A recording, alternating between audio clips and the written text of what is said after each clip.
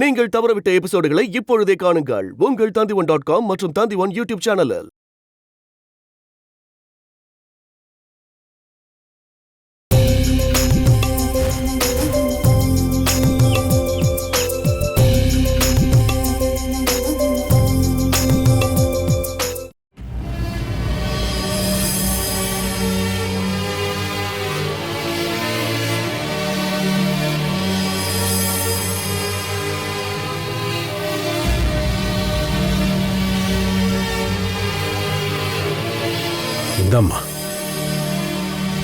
இதெல்லாம் எதுக்காக மாமா என்கிட்ட கொடுக்குறீங்க? இதெல்லாம் உங்ககிட்டயே இருக்கிறது தான் மாமா நல்லது. இல்லம்மா, இதெல்லாம் இனி உன் கையில தான் இருக்கணும். நான் இனி எவ்வளவு நாள் இருப்பேன்னு தெரியல. கஷ்டப்பட்டு சம்பாதிச்சதெல்லாம் அவ தேவையில்லாம அழிக்கிறத விட இது உன் கையில பாதுகாப்பா இருக்கிறதாமா நல்லது. குடும்பத்தை அழிக்க பிறந்த பையன் ஒவ்வொன்னா அழிச்சிட்டு தான் இருக்கான். இதையெல்லாம் அவன் கையில ஒப்படைச்சா நாங்க இருக்கிற இந்த வீட்டை கூட அவன் வித்துருவான். என்னோட பார்வதி இந்த வீடு முழுக்க நிறைஞ்சிருக்கா. அது கூறு போட்டு பிளாட் ஆக்கி விக்கிறத என்னால சகிக்க முடியாதுமா.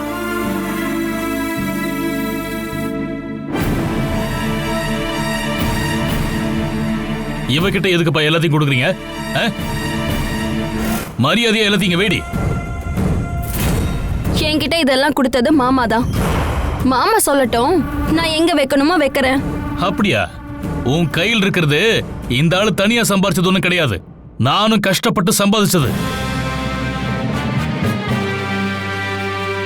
நீ சம்பாதிச்சது எல்லாத்தையும் நீயே தான் அழிச்சு நாசம் பண்ணிட்ட.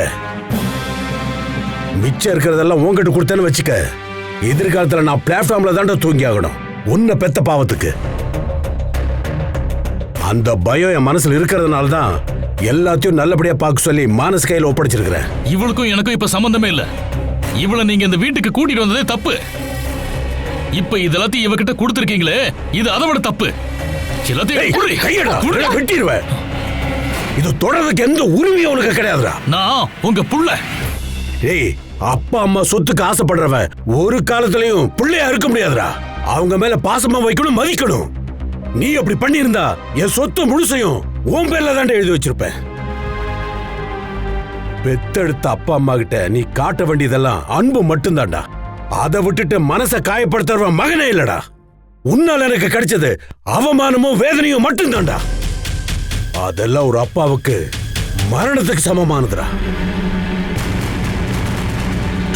உன் வயசுல நானும் தப்பத்தண்டா பண்ணிருக்கேன். ஆனா தாலி கட்டன அவளை கொல்ல பார்த்ததில்ல. ஆனா நீ அதையும் செஞ்சிருக்க. நாளைக்கு நீ ஒருவேளை என்னையும் கொல்ல முயற்சி செய்வ. ஏன்னா நீ உறவை மதிக்கிறவன் கிடையாது. உனக்கு உன்னோட சந்தோஷம் மட்டும்தான் முக்கியம். அதுக்கு என்னோட சொத்து உனக்கு தேவையில்லை. அதனால்தான் மானசிகிட்ட எல்லாத்தையும் கொடுத்துருக்கிறேன். இனி இந்த குடும்பத்துல எல்லாத்தையும் பார்க்க வேண்டியது மானசி மட்டும்தான். அதுக்காக நான் மானசிய மகளா தத்தெடுத்துக்கும் நான் தயங்க போறது இல்லடா. வாமா நீ.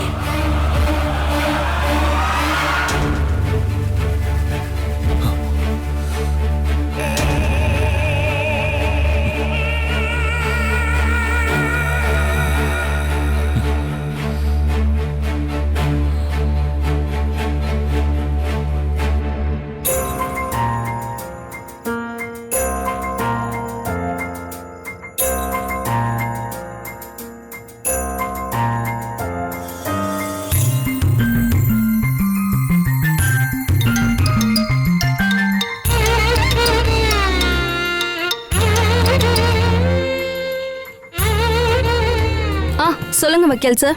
ஹே, ஒன்றும் இல்லை. நீங்கள் இங்கே சேஃபாக இருக்கீங்களான்னு தெரிஞ்சுக்க தான் கால் பண்ணேன்.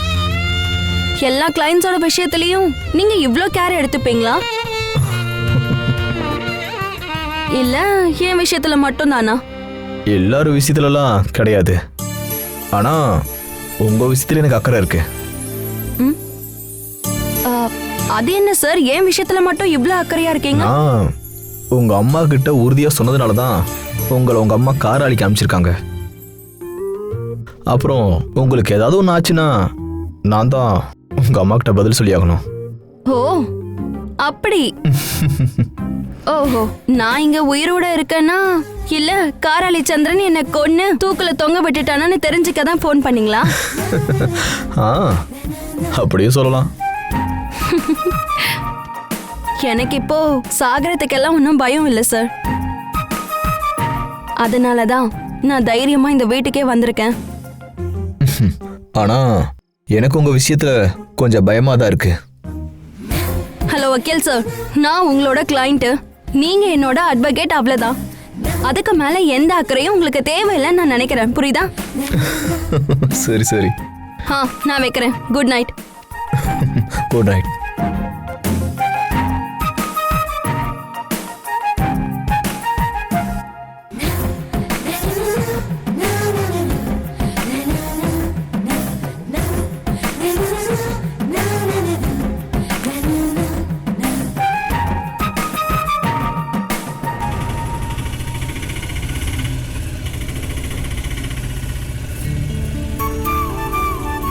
எவ்வளோ ஆச்சுங்க? 100 ரூபா.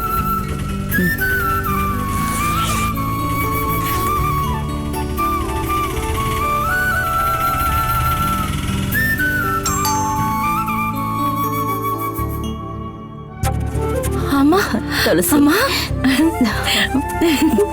உள்ள வாங்கம்மா, வாங்க. ராய் டியூட்டிக்கு கிளம்பியாச்சா? இல்லம்மா, அவரு ரெடி ஆயிட்டு இருக்காரு. வர்ற வழியில நான் சின்ன சேலம் சுபத்ராவை பார்த்தேன். அட, உனக்கு யாரும் ஞாபகம் இல்ல? இல்ல. அட, பஞ்சாயத்து ஆபீஸ் பக்கத்துல வீடு இருக்கே.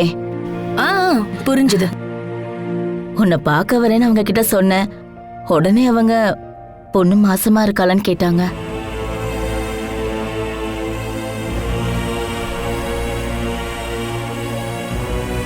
ஹேமா, எமி பாப்பா கூட விளையாட ஒரு தம்பி தங்கச்சி வேண்டாமா?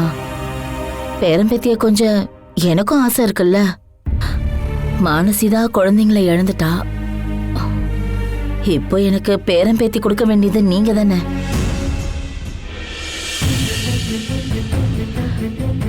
கல்யாணம் ஆனதுமே குழந்தைங்க வேண்டான்னு அடம்பிடிக்கிறவங்க கூட இருக்காங்க. அப்புறம் அவங்களே ஒரு குழந்தை கிடைக்காதான்னு கோயில் கோயிலா ஏறி இறங்குறத நானும் பார்த்திருக்கேம்மா.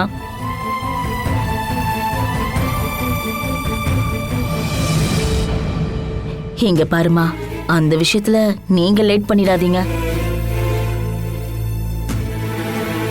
அப்புறம் நீ இனிமே அப்பப்ப அம்மா வீட்டுக்கு வந்துட்டு போகணும். எனக்கும் ஆசை இருக்கும்ல, உங்க 2 பேருக்கும் ஏதாவது நான் சமைச்சு போடணும்னு. அவ்வளவுதானே, நாங்க ஒரு நாள் அங்க வரோம். டாடா போர்டெல்லாம் நீங்க விருந்துக்கு ரெடி பண்ணிடுங்க. நீங்க பேசிக்கிட்டு இருங்க, நான் ஸ்டேஷனுக்கு கொஞ்சம் சீக்கிரமா போகணும். ஆல்ரெடி லேட் ஆயிடுச்சு, நான் வரேன். சரிப்பா.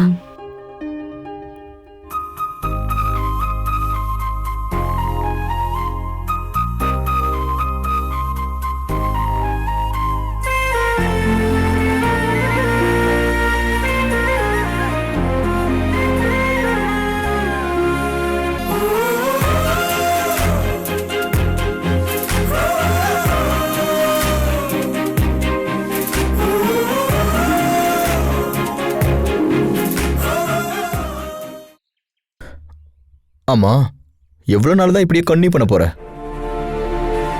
தேவையில்லாம அந்த பொண்ணோட வாழ்க்கைய நாசம் பண்ணிடாத.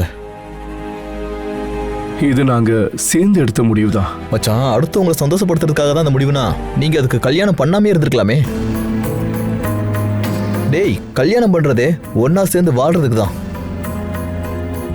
அதாவது முழுமையான கணவன் மனைவியா வாழ்றதுக்காக தான். மற்றபடி அடுத்தவங்களை சந்தோஷப்படுத்துறதுக்காகலாம் இல்ல. துளசி என் வாழ்க்கையில வந்தது எமிக்கு ஒரு நல்ல அம்மாவை ஆகணுன்ற ஆசையில தான்.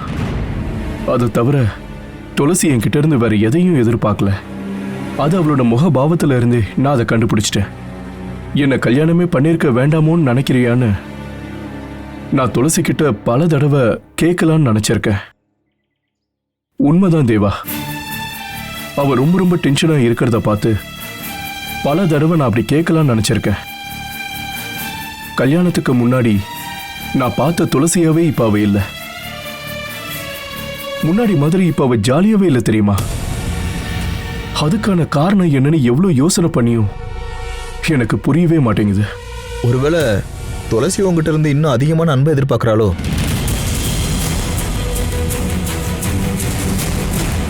ஆனா அத அவ கேட்க தயங்குறான்னு நினைக்கிறேன். அதுதான் துளசியோட மௌனத்துக்கு காரணமா இருக்கும். ஹே, அப்படிலாம் ஏதாவது இருக்குன்னு எனக்கு சத்தியமா தோணல.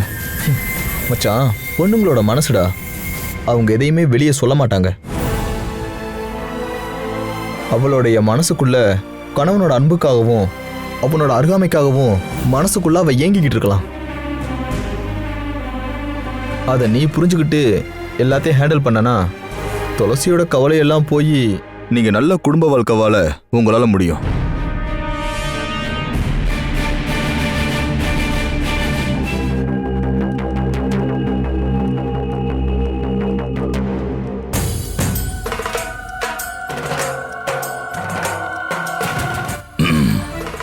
எனக்கு கொஞ்சம் கேஷ் தேவைப்படுது. கொஞ்சம்னா ஒரு 10 லட்சம் ரூபா.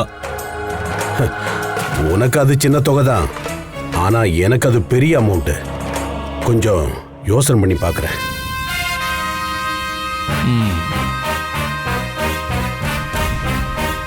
உனக்கு எதுக்கு இவ்வளோ பணம் தேவை? அது ஒரு அர்ஜென்ட் விஷயத்துக்கு தான். அது என்னன்னு சொல்லு, அதுக்கப்புறம் பணம் தரலாமா வேண்டாமான்னு நான் முடிவு பண்றேன்.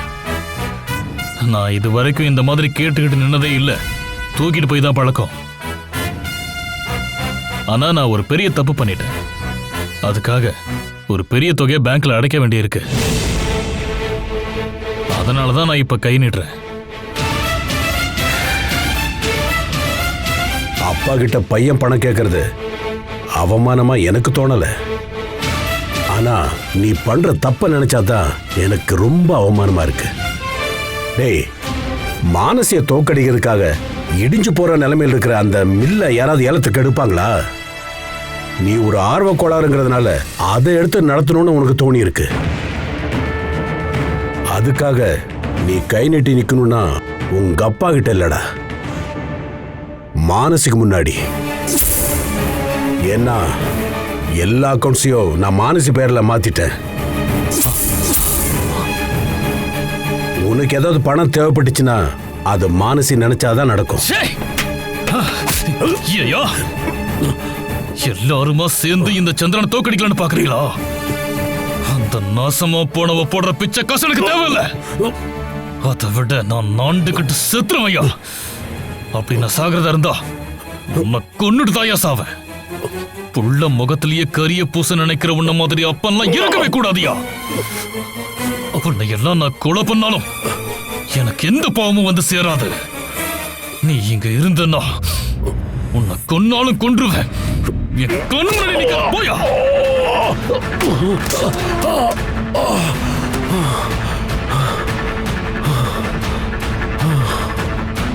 ஐயோ மாமா, மாமா என்னாச்சு மாமா? காராளி சிவராஜனை காப்பாத்த வந்தவன். மாமா உங்களுக்கு என்னாச்சு மாமா? உள்ள கூட்டு போடி, இல்லனா இந்த ஆளு நான் இப்பவே. ஏய், அவர் மேல கை வைக்காத.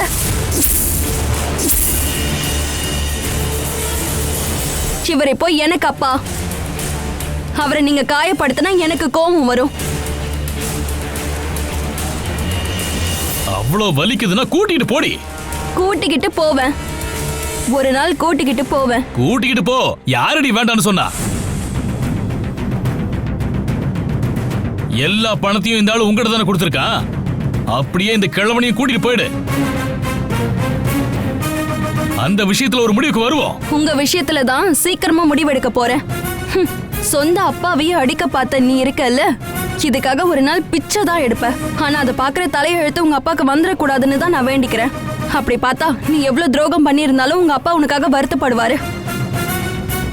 இவ்வளவு நாளா உங்க பையனுக்காகவே நீங்க வாழ்ந்ததுக்கான பரிசு கிடைச்சிருச்சுல்ல, இனிமேலாவது நீங்க உங்களுக்காக வாழுங்க. வாங்க மாமா.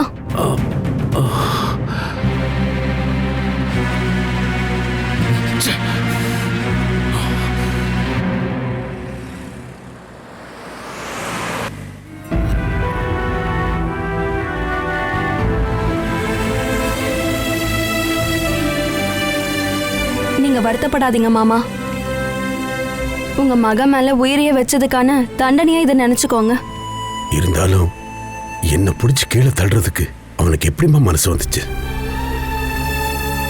எந்த விதத்திலேயாவது திருந்த மாட்டான்னு தான் நான் அவன்கிட்ட சண்டைக்கே போறேம்மா. அவன் மேல அன்பு இல்லைன்னு அவன் தான் தப்பா நினைக்கிறான். பாசம் வச்சவங்களெல்லாம் காயப்படுத்தி தான் உங்க மகனுக்கு பழக்கம் மாமா.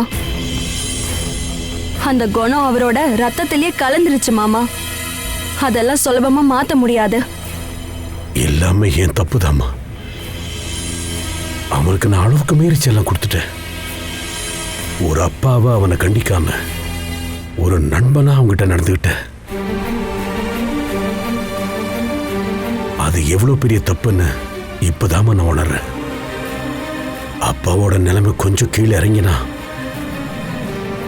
எந்த புள்ளியும் பேச்சு கேட்க மாட்டான்னு இப்பதாம புரியுது. அதுக்கு என்னோட இந்த அனுபவமே சாட்சி. அம்மா இல்லாம வளர்ந்த பையன் அவனுக்கு அன்பு காட்டலைன்னா அவன் மனசு வேதனைப்படும்னு நான் நினைச்சம்மா. ஆனா அவ வளர்ந்து பெரியவனானதும் அதிகமா காயப்படுத்தினது என் மனசதாம்மா. அதுக்காக அவனை சபிக்க மாட்டேன். ஏன்னா ஆணாவும் பொண்ணாவும் எனக்கு இருக்கிற ஒரே வாரிசாவன். நான் மனசு விட்டு அவனை சபிச்சா உருப்படாம போயிடுவா. உங்க நல்ல மனசுனால நீங்க வேணா அவரை சபிக்காம இருக்கலாம். ஆனா என்ன உள்பட ஏகப்பட்ட பொண்ணுங்களோட சாபம் அந்த ஆளை சும்மா விடாது மாமா. அதனால இனி காலம் முழுக்க உங்க மகன் கஷ்டப்பட தான் போறாரு. எதுவா இருந்தாலும் நான் தான் அவனால ரொம்ப கஷ்டப்பட போறேன். இப்போ நான் ஏதோ ஆரோக்கியமா இருக்கிறதுனால ஆண்டவ புண்ணியத்துல நடமாடிட்டு இருக்கேன். நாளைக்கே படுத்த படுக்கை ஆயிட்டேன்னா என் மகன் என்னை பார்த்துப்பான்னு உறுதியெல்லாம் சொல்ல முடியாதுமா. நான் நிம்மதியா இருக்க ஒரு குடிசையை கூட அவ விட்டு வைக்க மாட்டான்னு நினைக்கிறேன். ஏதாவது ஒரு முதியோர் இல்லத்துல தான் என் கடைசி காலத்தை கழிக்க வேண்டியது இருக்கும்னு நினைக்கிறேன். பசங்களை நேசிக்கிற எந்த அப்பா அம்மாவுக்கும் இந்த மாதிரி ஒரு நிலைமை வரக்கூடாதுன்னு தான் நான் மனசார பிரார்த்தனை பண்றேன். நாம எவ்வளவுதான் தியாகம் பண்ணி பசங்களுக்காக வாழ்ந்தாலும் அதையெல்லாம் அவங்க பொருட்டாவே எடுத்துக்க மாட்டாங்கம்மா. அவனுக்காக வாழ்க்கையை அர்ப்பணிச்ச என்ன மாதிரி ஆளுங்க தான் முட்டாளுங்கம்மா.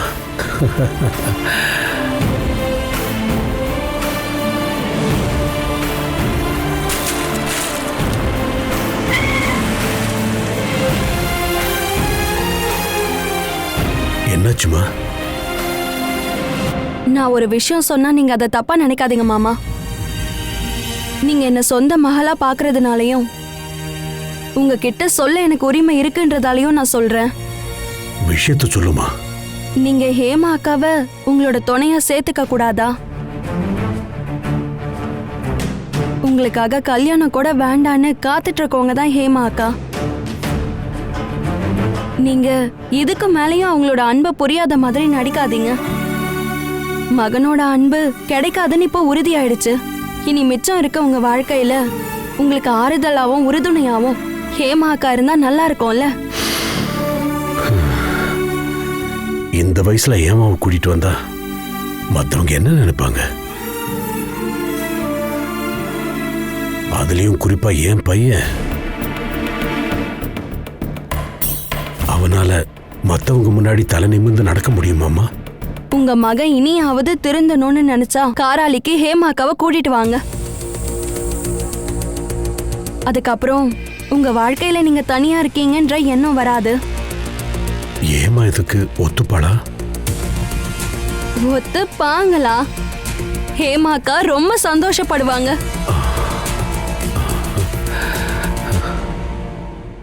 நீங்க ஒரு நிமிஷம் இருங்க, நான் இப்ப வரேன்.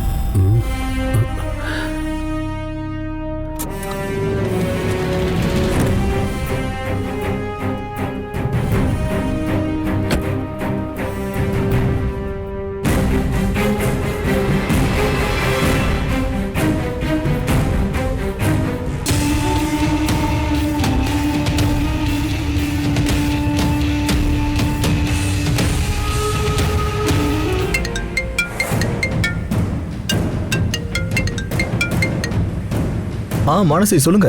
நீங்க எங்க இருக்கீங்க? நான் ஒரு மீட்டிங் முடிஞ்சு வந்துகிட்டு இருக்கேன். ஓ, ஃப்ரீயா இருக்கீங்கன்னா எனக்கு ஒரு ஹெல்ப் பண்ண முடியுமா? என்ன மானசி சொல்லுங்க. உங்களுக்கு தெரிஞ்சவங்க சப் ரெஜிஸ்டர் ஆஃபீஸ்ல இருப்பாங்கல்ல? இருக்காங்க. என்ன விஷயம்? ஒரு சின்ன ஹெல்ப் சொல்றேன். உங்களால இப்போ ஸ்பீச் பார்க்குக்கு வர முடியுமா? இப்போவா? ஆமா. ஓகே, நான் வரேன். நீங்க என்ன விஷயம் முதல்ல சொல்லுங்க. எல்லாத்தையும் நான் நேர்ல சொல்றேன். நீங்க கொஞ்சம் சீக்கிரமா வாங்க.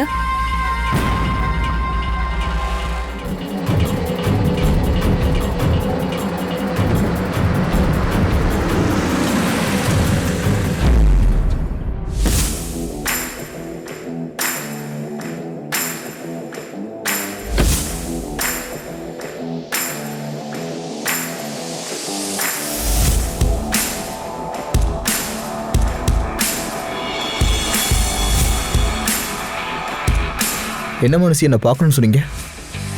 ஆமா.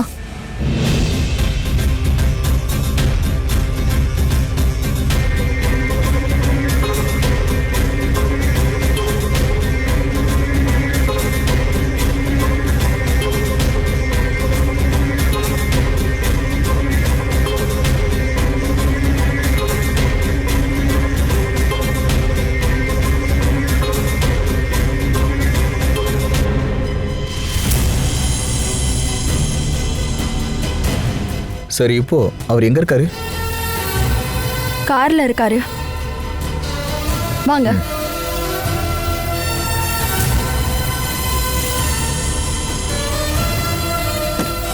வெளியே வாங்க மாமா.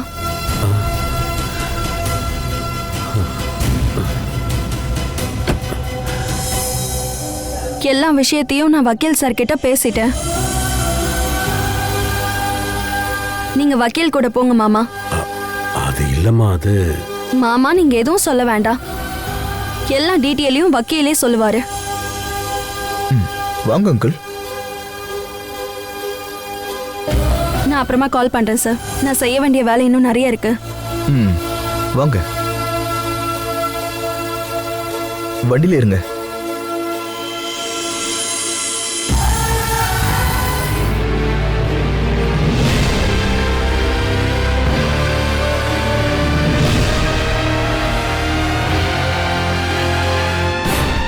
எங்க நீங்க உங்க அப்பா கிட்ட அப்படி கோவப்பட்டிருக்க கூடாது. என்னதான் இருந்தாலும் அவர் உங்க அப்பாங்க. பழசெல்லாம் மறந்துட்டு நீங்க அவரை திட்டியிருக்க கூடாது. அவரும் பழச எதையும் மறந்திருக்க கூடாது. எல்லாத்தையும் அந்த நாசமா போன மானசி பேர்ல எழுதி வைக்கும் போது இப்படி ஒரு மகன் உயிரோடு இருக்காங்கிற விஷயத்தை அவர் நினைச்சு பார்த்தாரா? இல்லல்ல. அப்படி இருக்கும்போது என்கிட்ட இருந்து அவர் இப்படி ஒரு ரியாக்ஷன் எதிர்பார்த்தா போதும். உங்க அம்மா இறந்து போயும் இன்னொரு கல்யாணம் கூட பண்ணிக்காம உங்களுக்காக வாழ்க்கையே தியாகம் பண்ணவர் தான் உங்க அப்பா. நீங்க அவரை பிடிச்சி தள்ளி விட்டுட்டீங்கன்னு கேள்விப்பட்டதும் ரொம்ப கஷ்டமா இருந்துச்சு. ஏண்டி, எனக்கு காசு தேவைப்படும் போது மானசிகிட்ட போய் கேட்கணும்னு சொன்னா எனக்கு எப்படி இருக்கும் சொல்லு. நான் இதோட நிறுத்திக்கிட்டேன்னு சந்தோஷப்படு. இதே என் இடத்துல வேற எவனாவது இருந்திருந்தானா அந்த ஆளு கொன்னே போட்டிருப்பானுங்க. ஐயோ, நீங்க அப்படி நினைக்கிறதே ரொம்ப தப்பான விஷயங்க. அது பாவங்க. ஏய், நீ எனக்கு பாவ புண்ணியத்தை பத்திலாம் பாடம் எடுக்காத. எனக்கு அடுத்தவங்க அறிவுரை சொல்றது சுத்தமா பிடிக்காத விஷயம். இந்த சந்திரனுக்கு எது சரின்னு படுதோ அதைத்தான் செய்வேன். உங்களுக்கு அறிவுரை சொல்ற உரிமை இருக்குன்னு நினைச்சுதான் நான் இதெல்லாம் உங்ககிட்ட சொல்றேன். ஆனா உங்களோட மனசுல எனக்கு எந்த இடமும் இல்லைன்னு நான் நல்லா புரிஞ்சுக்கிட்டேங்க. அப்படி இருந்திருந்தா நான் சொன்னதை நீங்க தப்பா நினைச்சிருக்க மாட்டீங்க. உங்களை எந்த காரணத்துக்காகவும் உங்க அப்பா சபிச்சிடக்கூடாதுன்னு தாங்க நான் இதெல்லாம் சொன்னேன். இனி சொல்ல மாட்டேன். ஏய் ஏய் நில்றி. இப்போ என் மனசு என் கண்ட்ரோல்லே இல்லடி.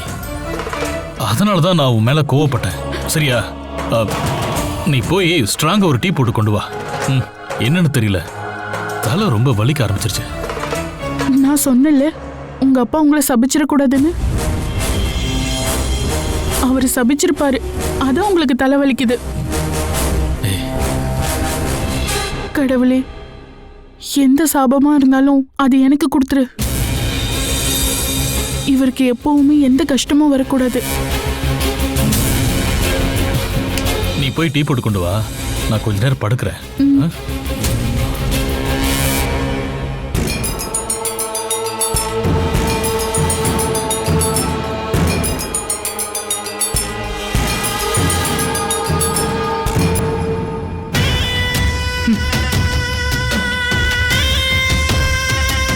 அந்த கிழவனை இவர்கிட்ட இருந்து வெட்டி விட்டாதான் எனக்கு சந்தோஷம். நான் இங்க இருக்கேன்னு எனக்கு குடைச்சல் கொடுக்கறதே அந்த கிழவன் தான். பெரிய சிவராஜ முதலாளி. வேணாம்மா, இந்த வயசுல ஒரு கல்யாணம்லாம் பண்ணிக்கணும்னு நான் ஆசைப்படல. அந்த காலெல்லாம் முடிஞ்சு போச்சு. உங்களுக்கு மாமா மேல இருக்க காதலை நீங்க சொல்லலைனாலும் எங்களுக்கு அது தெரியும். இப்போ உங்களோட மனசுல அவர் மட்டும் தான் இருக்காரு.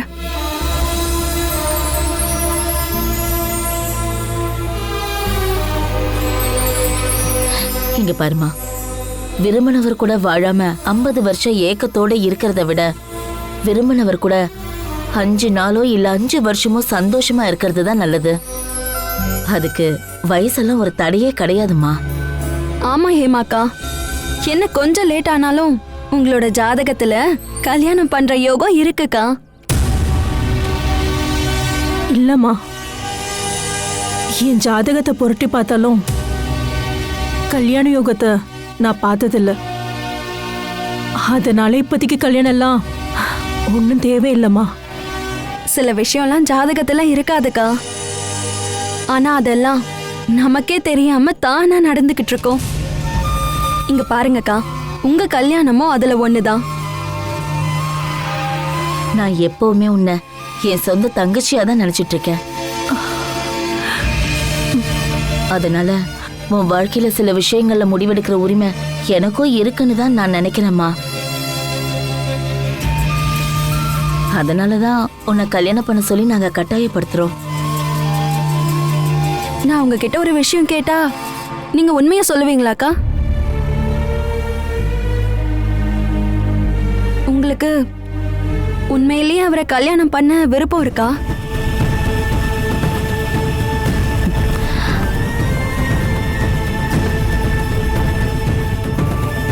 இல்லைன்னா நாங்க கட்டாயப்படுத்த மாட்டோம். உங்க சம்மதத்தை நான் தெரிஞ்சுக்கிட்ட அப்புறம் தான் மாமா கிட்ட நான் பதில் சொல்லுவேன். மாமா கிட்ட நான் என்ன பதில் சொல்றது?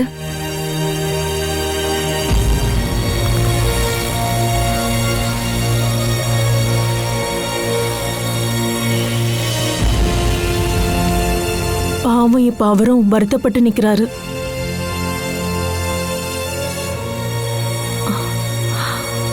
அவருக்கு துணையா நான் போனா அது அவருக்கு உண்மையாவே பெரிய நிம்மதியை கொடுக்கும்னா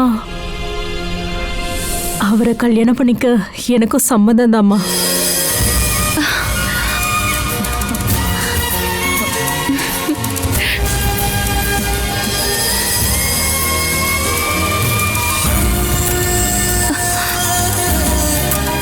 உங்களோட இந்த பதில் மட்டும் எனக்கு போதும்க்கா. மத்ததெல்லாம் நான் பாத்துக்கிறேன். அம்மா, அதை எடுத்துட்டு வாங்கம்மா. என்ன? எல்லாம் நான் சொல்றேன்.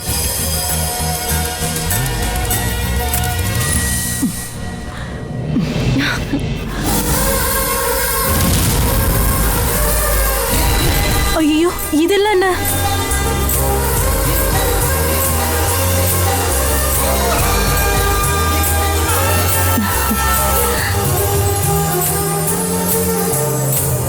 இது எல்லாமே உங்களுக்கு தான்க்கா. வாங்கிக்கோமா. வாங்கிக்கோங்க, வாங்குங்க. ஆசீர்வாதம் பண்ணுங்க.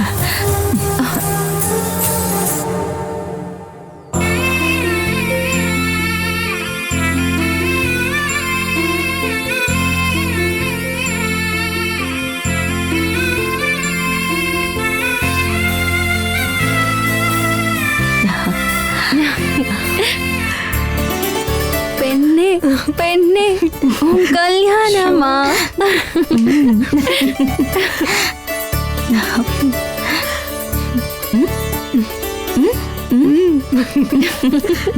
வாங்க.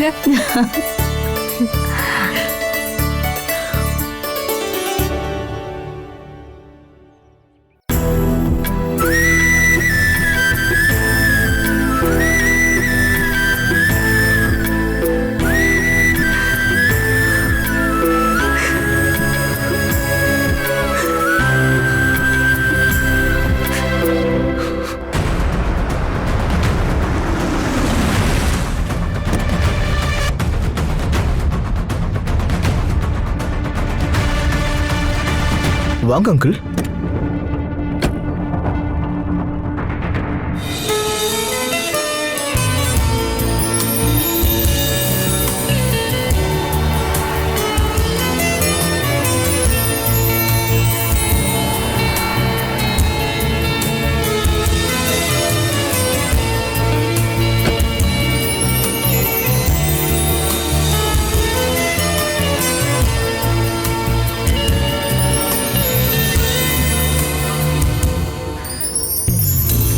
இப்படி என் வாழ்க்கையில நடக்கும்னு நான் ஒரு நாளும் எதிர்பார்த்ததில்ல. வாழ்க்கைன்னு சொன்னாலே அப்படிதான் அங்கிள். சில நேரத்தில் நம்ம நினைச்சு பார்க்க முடியாத விஷயம் கூட வாழ்க்கையில் நடக்கும். உங்களுக்கும் உங்க பையனுக்கும் இப்படி சண்டை வரும்னு நீங்க எப்பயாவது நினைச்சு பார்த்துருக்கீங்களா? இல்லைல்ல. இதையும் அப்படியே எடுத்துக்கோங்க. நான் இதுவரைக்கும் என் மகனுக்கு பிடிக்காத எதுவுமே செஞ்சதில்லை. எங்களுக்கு நடுவில் இன்னொருத்தி வந்தா அவ ரொம்ப வருத்தப்படுவான்னு நினைச்சுதான் நான் எப்பவுமே இன்னொரு கல்யாணத்தை பத்தி யோசனை பண்ணதே இல்லை. இல்லைன்னா ஏமலத்தாவை நான் எப்போவோ கல்யாணம் பண்ணியிருந்திருப்பேன். நாம எதிர்பார்க்குற மாதிரிலாம் நம்ம வாழ்க்கையில எதுவுமே நடந்துடாதுல்ல.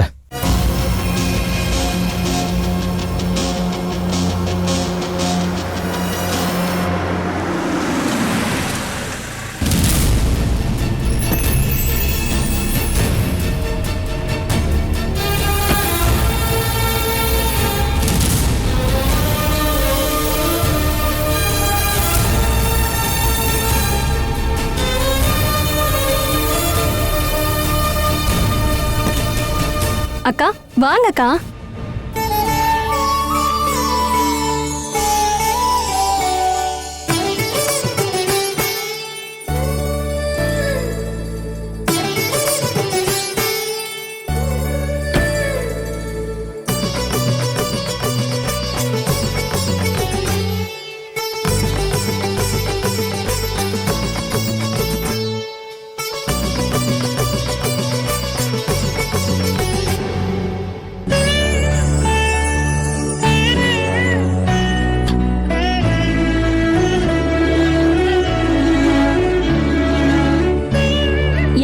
அக்கா சின்ன குழந்தைங்க மாதிரி. எங்களுக்கெல்லாம் அறிவுரை சொல்றேன், நீங்க கண் கலங்கலாமா? ஒரு நாள் இவர் என் கழுத்துல தாலி கட்ட மாட்டாரான்னு பல நாள் நான் கனவு கண்டுட்டு தூங்கி இருக்கேம்மா.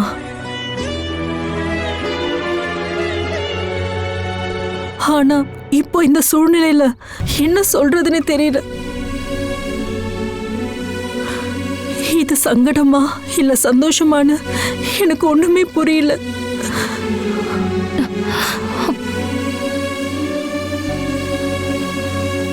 மாமா மேல நீங்க வச்சிருக்க உண்மையான அன்பு கடவுள் புரிஞ்சுக்கிட்டதாலதான் இப்போ இப்படி ஒரு விஷயத்த உங்களுக்கு பரிசா கொடுத்திருக்காரு.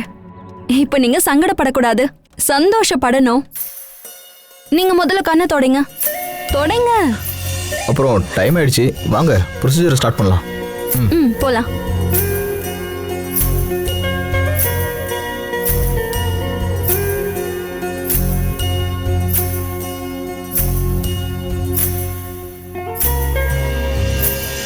சிவராஜனுங்கிறத நீங்க தானே? நான் தான் சார். இந்தாங்க, எங்க ஒரு கையெழுத்து போடுங்க.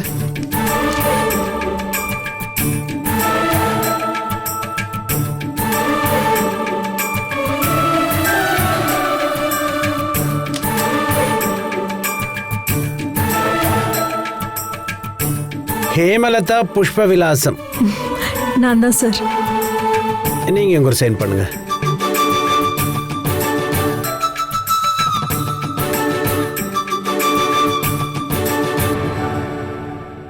சாட்சி யார் இருக்கா? நாங்க சைன் பண்றோம். ஆ மானச யாரு? நான் தான்.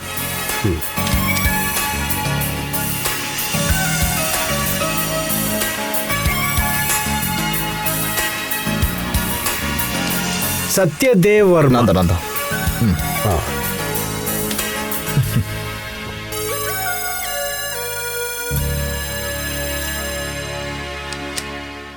இப்போ தாலி கட்டுங்க மாமா.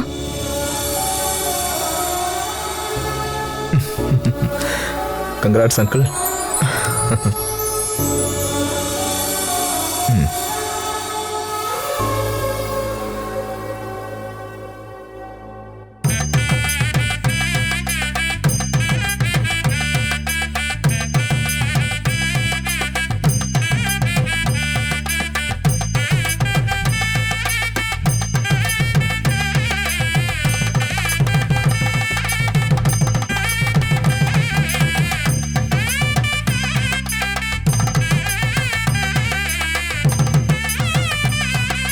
இப்போ பெருமாளை கும்பிட்டுக்கிட்டு இந்த மாலையை மாத்திக்கோங்க.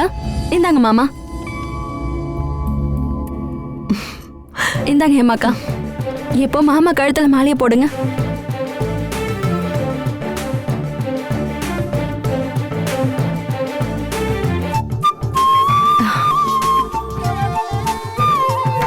இனி அடுத்ததா 2 பேரும் ஸ்வீட் சாப்பிடுங்க.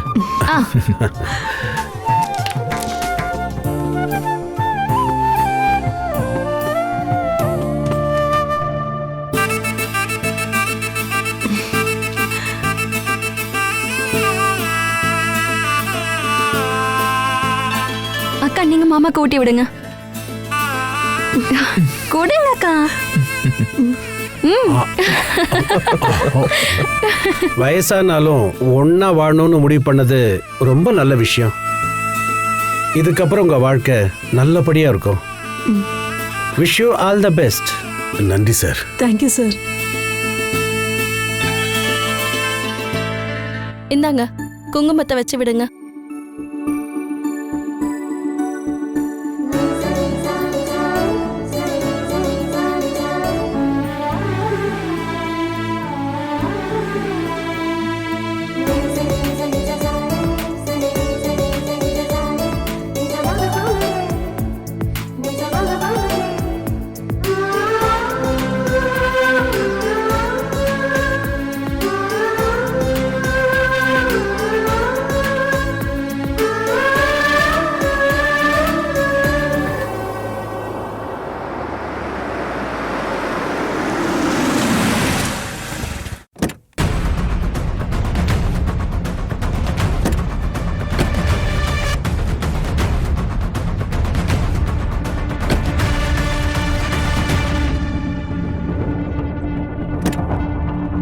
வாங்க ஹேமாக்கா.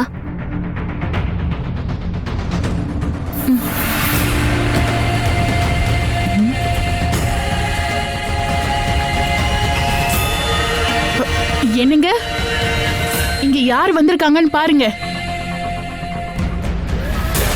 வலது கால் எடுத்து வச்சு வாங்க. விளக்கெல்லாம் எதுவும் இல்லையா? வீட்டுக்கு வர்றது மகாலட்சுமி ஆச்சு. எதுக்கு இப்ப விளக்கு? ஏய் என்ன விஷயம்? அங்க பாருங்க.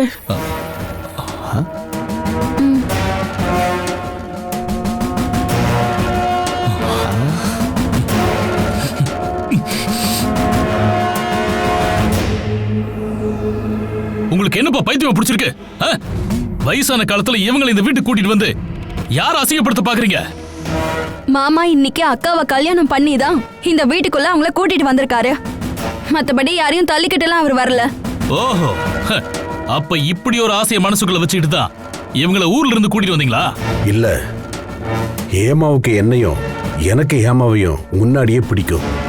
ஆனா சில பல காரணங்களால எங்க 2 பேருக்கும் கல்யாணம் நடக்கல. என்ன கல்யாணம் பண்ணலன்ற நினைப்புல எனக்கு கல்யாணமே தேவையில்லைன்னு ரொம்ப வருஷமா தனிமையில இருந்தா. உங்க அம்மா செத்தப்பவே நான் இவளை கல்யாணம் பண்ணி இருந்திருக்கலாம். உனக்காக தான் நான் கல்யாணமே பண்ணிக்கல. ஆனா நீ என்கிட்ட நடந்த விதத்தை பார்த்து நான் இப்ப என் மனசை மாத்திக்கிட்டேன். அதனால்தான் நான் ஹேமாவை கல்யாணம் பண்ணிக்கிட்டேன். அதுவும் சட்டப்படிதான். நீ வாயம்மா உள்ள. மாமா டேய் ஏமா வேற ஏதாவது சொல்லணும்னு நினைக்கிறீங்களா? இருந்தா சொல்லுங்க. ஓ, அப்ப நீதான் இந்த கோமாளித்தனத்துக்கெல்லாம் பின்னாடி இருக்கியா? பின்னாடி இல்ல, முன்னாடி.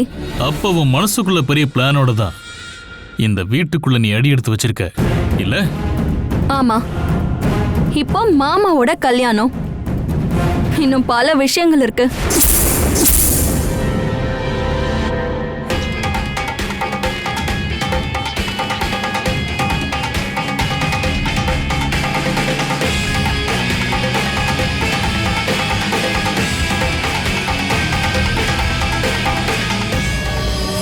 எப்படியோ ஹேமா அக்கா கல்யாணத்துக்கு ஒத்துக்கிட்டது ரொம்ப நல்ல விஷயம்.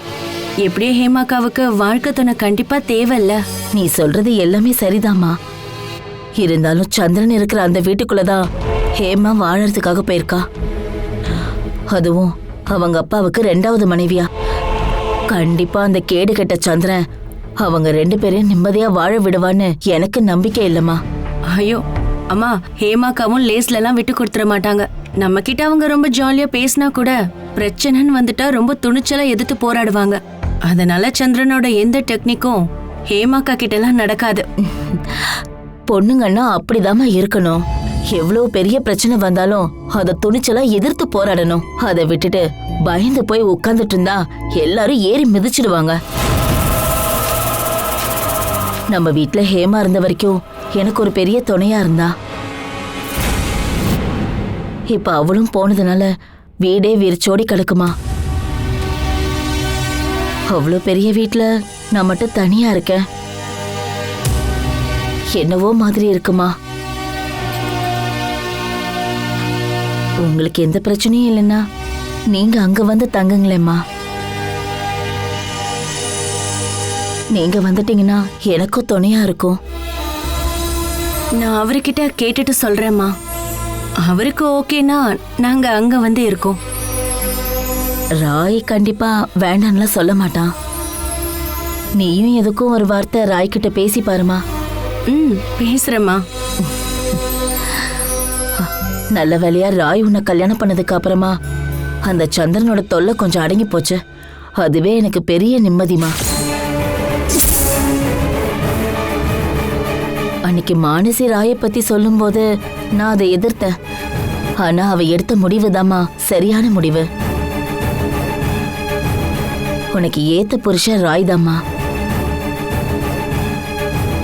ஒரு பொண்ணை பொறுத்த வரைக்கும் ரொம்ப முக்கியமான ஒரு ஆள் யாருன்னா அவ கல்யாணம் பண்ணிக்கிற புருஷன் தாம்மா. அந்த விஷயத்துல நீ உண்மையிலேயே கொடுத்து வச்சவம்மா.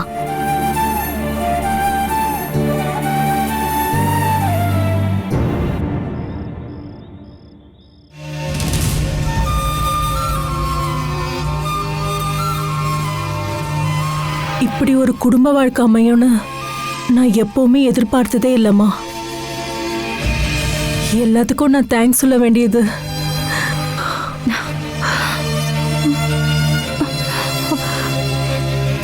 உனக்குதாம்மா. விதிப்படிதான் கல்யாணம் நடக்கும் ஹேமாக்கா. ஒன்னா சேரணும்னு விதி இருந்தா அது எவ்வளவு வருஷம் ஆனாலும் ஒன்னா சேருவாங்க. அந்த யோகம் இந்த ஜென்மத்துல எனக்கு இருக்காதுன்னு நினைச்சேன். ஆனா உன்னால எனக்கு அந்த யோகம் இந்த ஜென்மத்துல வந்துடுச்சுமா. அப்போ இன்னில இருந்து ஹேமாக்கா ஒரு புது வாழ்க்கை ஆரம்பிக்க போறீங்க. அதுவும் சின்ன வயசுல இருந்தே நீங்க ஆசைப்பட்ட ஒருத்தரோட.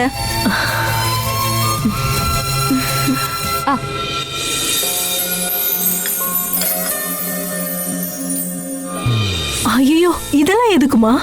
புடிங்கக்கா. கல்யாணம் பண்றதுக்கு லேட் ஆயிடுச்சுங்கிறதுக்காக பழக்க வழக்கத்தெல்லாம் மாத்த முடியுமா? கடவுளே, இந்த வயசுல இந்த கிழவி என்னெல்லாம் காமெடி பண்ண போகுதுன்னு தெரியலையே.